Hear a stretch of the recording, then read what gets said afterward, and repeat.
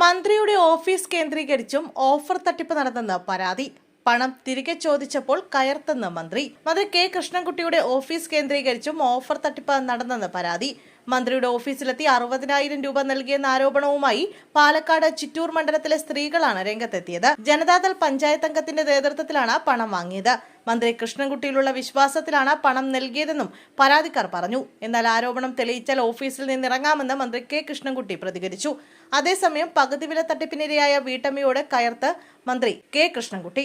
മന്ത്രിയുടെ ഓഫീസിൽ വെച്ചാണ് തങ്ങൾ പകുതി വിലയ്ക്ക് സ്കൂട്ടർ വാഗ്ദാനം ചെയ്തവർക്ക് പണം നൽകിയതെന്നും മന്ത്രി ഇടപെട്ട് പണം തിരികെ വാങ്ങിത്തരണമെന്നും ആവശ്യപ്പെട്ട പരാതിക്കാരിയോടാണ് മന്ത്രി കയർത്തത്. അതിമോഹം വന്നിട്ടല്ലേ ഇതൊക്കെ ചെയ്തതെന്ന് മന്ത്രി പരാതിക്കാരിയോട് ചോദിച്ചു. മന്ത്രി ഇടപെട്ട് പണം തിരികെ വാങ്ങിത്തരണമെന്ന് പറഞ്ഞപ്പോൾ നിങ്ങൾ പോലീസിൽ പരാതി പറയൂ, എന്നോട് പറഞ്ഞിട്ടല്ലല്ലോ ഇടപാട് നടത്തിയത്.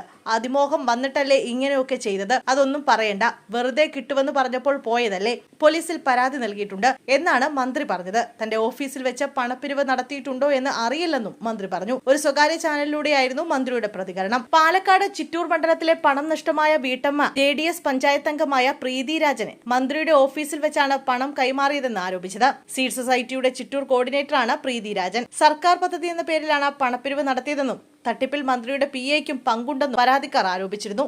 ഇതും മന്ത്രി നിഷേധിച്ചു.